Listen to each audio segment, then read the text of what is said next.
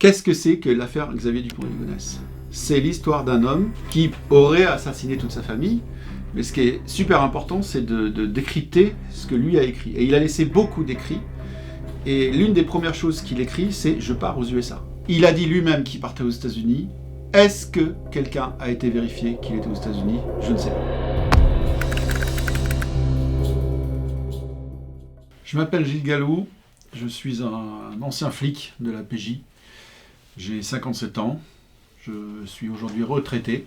Alors l'affaire Dupont de Ligonnès, elle m'est arrivée, elle est rentrée dans ma vie quand j'étais en vacances. Dans le jardin de cette maison construite sur un boulevard passant de Nantes qu'ont été faites les découvertes macabres.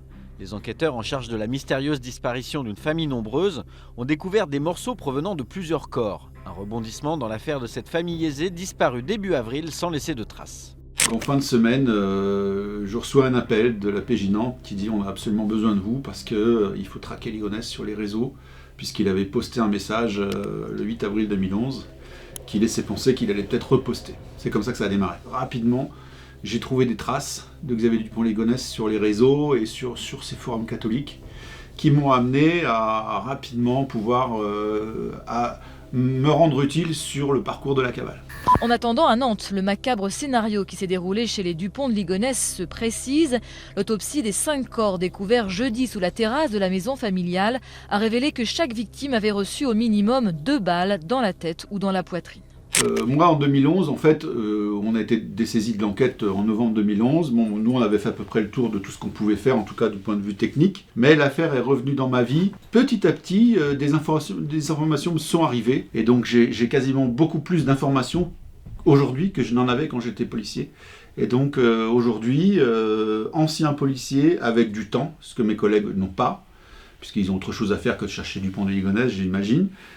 J'ai pris mon temps et j'ai reconstitué une chronologie et j'ai commencé à me dire, voilà, si on devait aujourd'hui reprendre l'enquête, il faudrait commencer à zéro, c'est-à-dire l'endroit où on perd la trace de Xavier Dupont de Ligonnès le 15 avril 2011 à 16h15 sur le parking du Formule 1 de Roquebrune-sur-Argens dans le Var. Toujours aucune trace du principal suspect du quintuple meurtre de Nantes. Seule certitude, Xavier Dupont de Ligonnès a été vu la semaine dernière dans le Vaucluse, puis ici, dans le Var.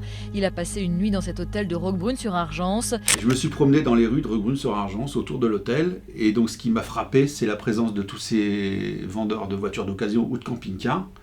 Et donc, on est flic, hein, donc moi, ancien flic, j'ai commencé à gratter.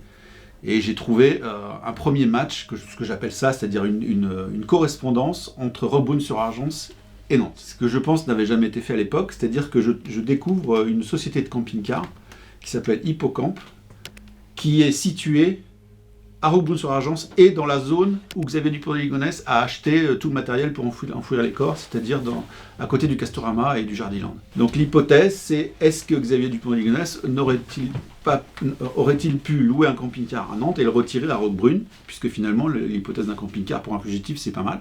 Au-delà de ces éléments, ce qui vous a permis d'avancer dans cette enquête, ce sont surtout les lettres qu'il a envoyées. Ce qui est super important, c'est de décrypter ce que lui a écrit. Et il a laissé beaucoup d'écrits. Et l'une des premières choses qu'il écrit, c'est « Je pars aux USA ». C'est quand même extraordinaire. C'est-à-dire qu'on a un type qui aurait tué toute sa famille et qui écrit « Je pars aux USA ». Il écrit non seulement ça, il écrit une autre lettre à un de ses amis en disant non seulement il part aux USA, mais il dit où. Il dit à son ami Michel « Je pars aux USA, là où nous étions ensemble en novembre 90 ». Donc moi, j'ai lu des centaines de fois cette lettre. Je ne pense pas que Xavier Dupont de Ligonnès est en train de mentir à son meilleur ami intime. C'est comme des frères, ces gens-là. Et je pense que Michel sait de quoi il parle.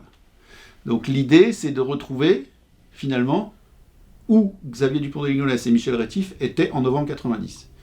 Et donc ça, c'était un élément majeur de mes recherches, puisque j'ai trouvé aujourd'hui exactement précisément où est-ce qu'ils étaient, et je vais au-delà de ça, je ne vais pas spoiler tout le livre, mais j'ai trouvé des gens qui étaient avec eux en novembre 90 à cet endroit-là, et je pense que jamais personne depuis 15 ans n'a jamais été là-bas pour voir.